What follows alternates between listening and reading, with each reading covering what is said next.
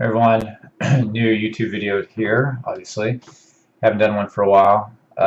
Just checking in, somewhat of an account update, but I got to start off. It's May 2015, uh, and I'll start off with the EDC.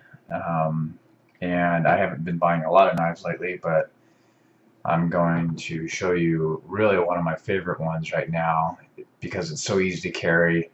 It has a lot of the features I like. I do have a separate video on this already. I've had it for a little bit, but it's a Benchmade 940 basically. That's carbon fiber scales, S90V steel, and it has black handles versus the green one. And it has just blue anodized barrel spacers in the back. It's really nice. It's sharp, cuts well. It can do pretty heavy duty things, light duty as well. Has a good blade shape. It's a good overall utility knife. And very easy carry, lightweight. So I have been EDCing this one a lot. I'm getting to the point where I need to touch it up a bit because I have been using it. But I really do like this one. No wobble, good quality, above the normal quality that I typically see from Benchmades. And I would expect so because this was not a super cheap knife. It has high-end steel, premium scales, so I expect the quality to be good. So I really do like this one. And so I got this, and then I got my Phoenix PD20, and this one is several years old, and I still carry it. It's beaten up, paint's chipped off of it. I have a newer version of it, but I gravitate back to this one because it's so small. It's easy to use. Um, I just like it. It's you put it in your pocket and you forget about it. So, close-up view. You can see it's just a bit. It's still perfect to me. It's still, I mean, it's lost a little bit of paint. Yeah, PD20. White chips. But I like it. It's been washed several times on accident. Um, no damage. It's been underwater. Keeps working. It's just simple. I like the balance of light as well. The ratios they put on it. Sometimes you can buy a flashlight that it's too bright on the initial settings and hurts your eyes, and then just it's not as useful.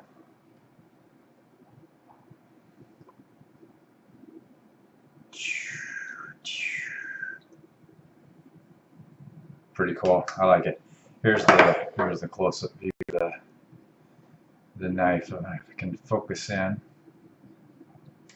Right. Got some pocket lint in there. Straight. Got the barrel spacers.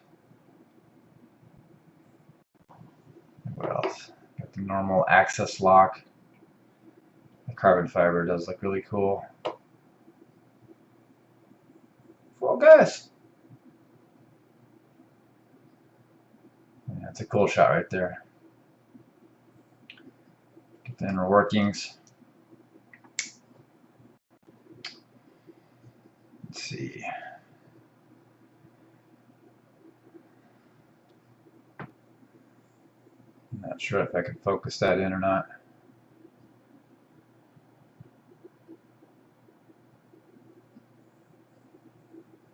Benchmade 940. So it's nice. You can see the blade is still pretty sharp, no significant damage. Hard to focus in on that.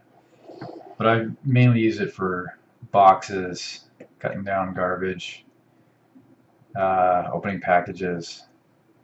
random things. I don't try to cut down a tree with it or anything like that. Not that I would. So pretty cool. So that's the kind of mechanical EDC. And then I also always have my iPhone 6 Plus. I don't think I've actually done a video on this. I have to go back and look, but I've had this for, well, it actually 2-3 months after it came out. It took a while to get. But I really do like the phone. It is, you know, they talk about in Apple's earnings that the phones and the bigger phone are hurting iPad sales. I love my iPad, but I can definitely say that I don't mind using the bigger phone so much. I find myself using this phone more than my last Apple phone. So that's interesting. It is really hard to carry though.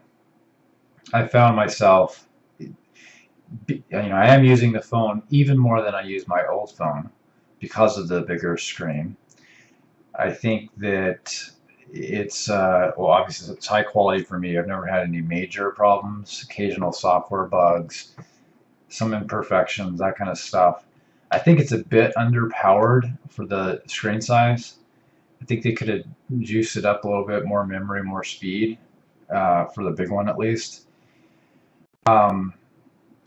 Because of the size, and I have this case that it's somewhat rubberized. It has a bit of grip to it, but I nearly drop this thing all the time. I've dropped the phone, not at high heights, but you know, low to the ground, sometimes on carpet, way more often than my old iPhones, smaller ones. Something about the size, you don't get a perfect grip. You know, your hand's not fully around it. And that's interesting. I mean, I'm extremely careful with my phones.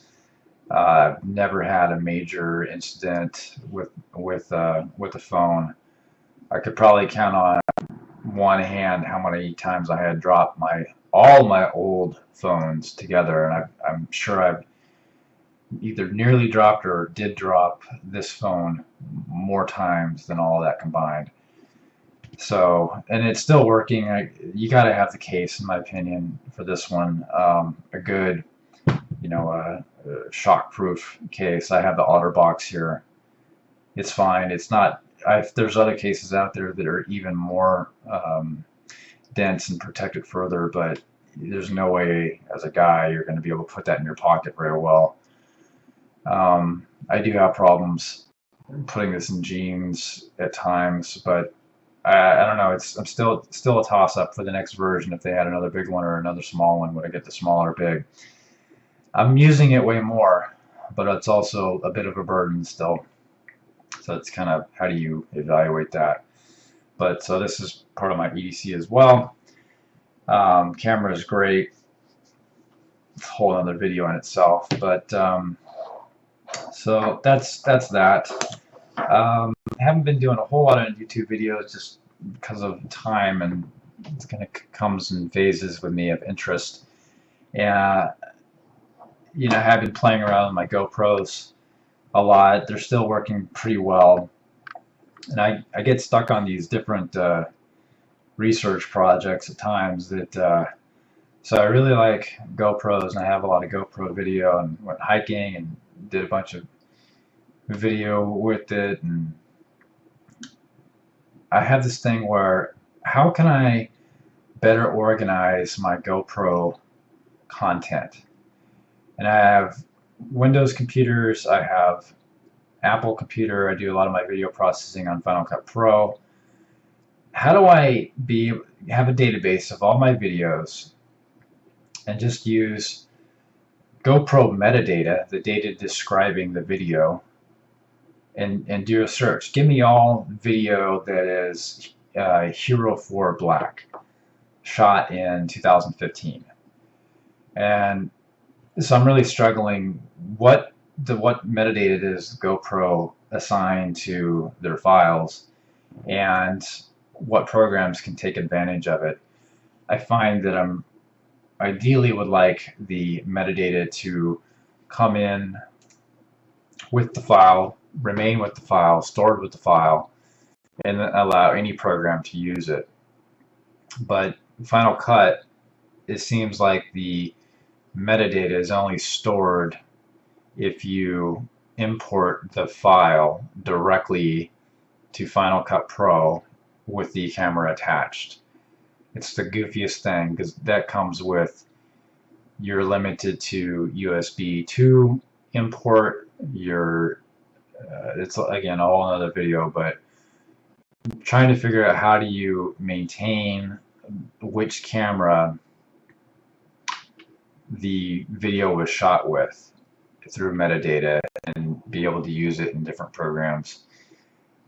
I'm thinking that they just don't allow it. It's just not there. There's a file that's stored on the card of your camera, but it doesn't seem to be applied to the GoPro video file. So if anyone's geeking out on that same question or resolved it, leave me a comment. Let me know. That's about it. If you want to hear anything else, certainly ask me questions. Thanks for watching, as always.